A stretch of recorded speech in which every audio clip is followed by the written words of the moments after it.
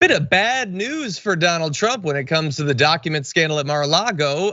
The DOJ apparently has an employee of his who has been working with them and revealing some bombshells, including the main one, which is that he told federal agents, he or she, we don't know, probably he, that Donald Trump told him to move boxes of documents at Mar-A-Lago. Specifically, it was Donald Trump that said that. And specifically, this came after multiple rounds of the National Archives and other related bodies trying to get back the classified documents. So in response to that, he specifically told his employees to move documents to his residence to try to hide them away. You cannot claim that you're not breaking the law when you're specifically trying to cover up the evidence that you're breaking the law. But let's give you all of what we know at this point. So told federal agents about this. This is direct from the employee.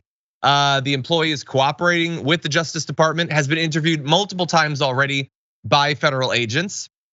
And people familiar with the ongoing investigation say that agents have gathered witness accounts indicating that after Trump advisors received a subpoena back in May for any classified documents that remained at Mar-A-Lago, Trump told people, you gotta get the boxes out of there. You gotta get them somewhere that they won't be able to find them. And apparently it isn't just the multiple witnesses saying that.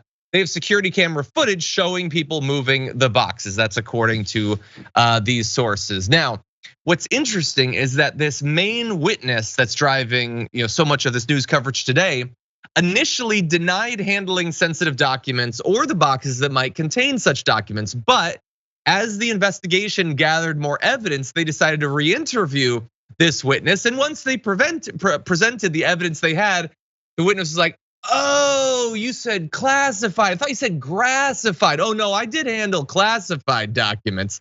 Suddenly the story changed, and that's when they admitted that they had been moving these boxes. And what is even more damning is that that's that one main person, but there are apparently multiple people working with the DOJ. Multiple witnesses have already told the FBI that they tried to talk Trump into cooperating with the NARA investigation and the DOJ, but he just wasn't having it. Like they would not listen to his attempts to get him to comply with the law.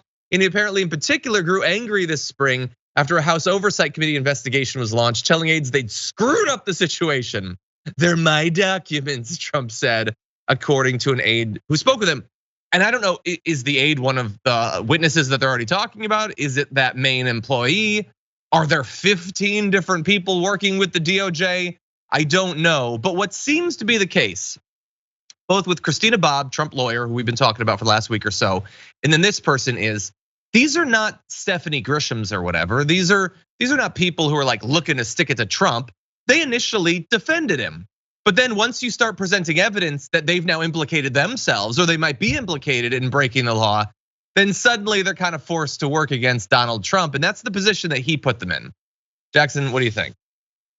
So, hindsight is such an interesting thing because Trump is like, basically a giant goiter on the forehead of the GOP.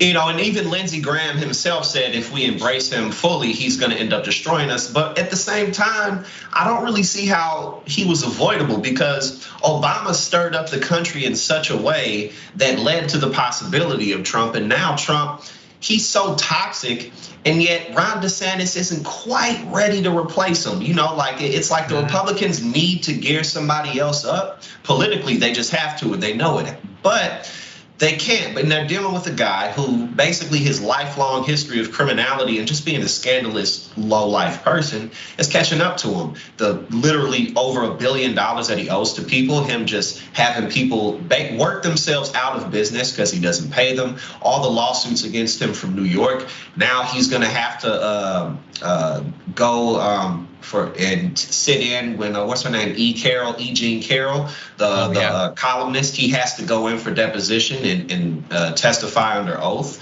And he's just becoming such an issue that really, from my perspective, I don't really see him being able to beat anybody in a general election, especially when you have a Biden administration that, while we would have liked to see him go further on many things, is delivering, versus a Republican Party that's running 1,000,000 miles an hour in the wrong direction. So it's like they have to replace him, but too. I hope you're right. I hope so too. We'll man. see. I hope so too.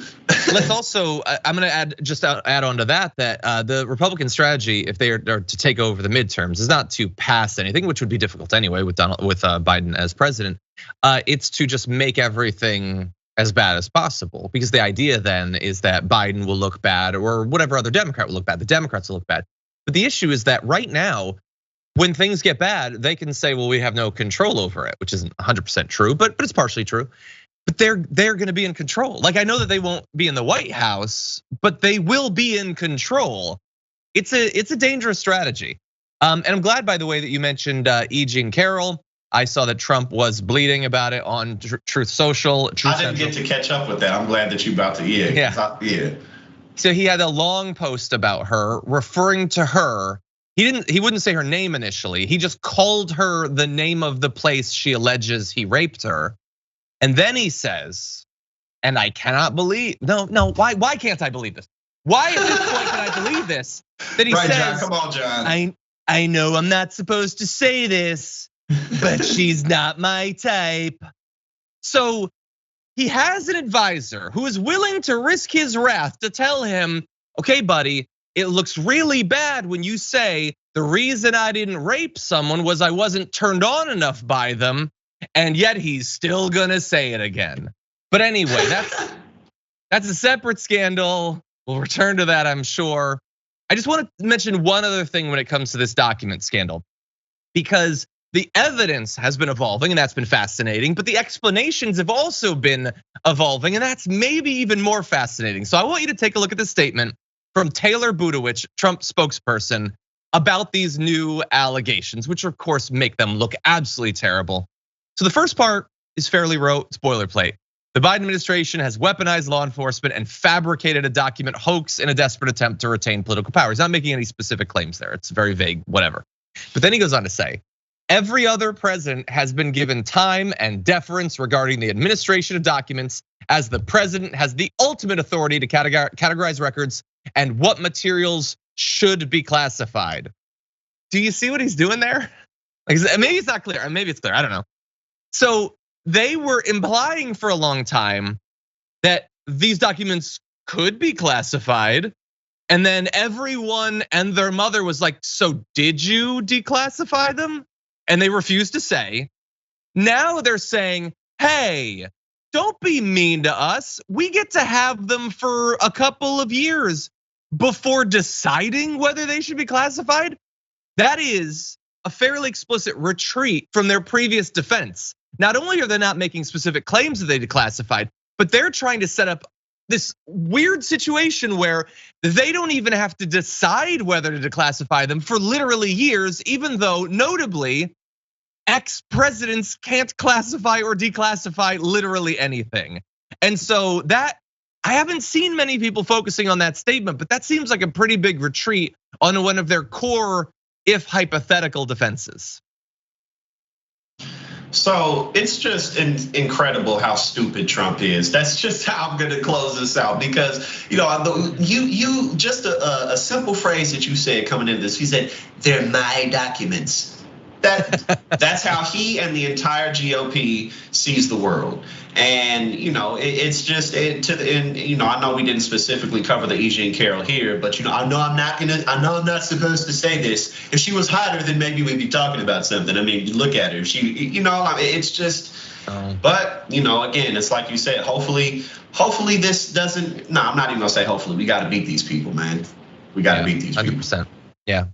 Yeah, and look, we can't say for sure exactly what happened with E. Jean Carroll. It certainly doesn't sound good, and it becomes a little bit easier to take her word on it when her word are words that are surrounded by the words of dozens of other women who have made similar claims about sexual assault, sexual harassment, rape, all sorts of different things.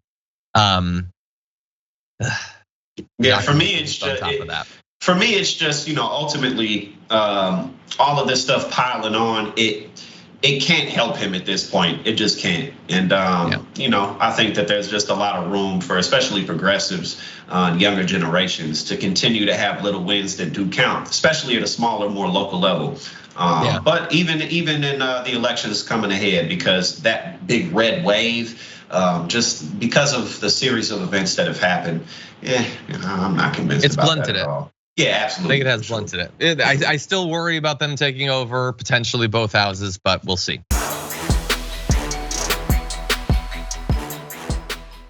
For more political news breakdowns, interviews, stories of activism, and me trying my hardest to care about the occasional big celebrity news story, subscribe to our YouTube channel at youtube.com/thedamagereport. And you can ring the bell wherever it is so you don't miss anything.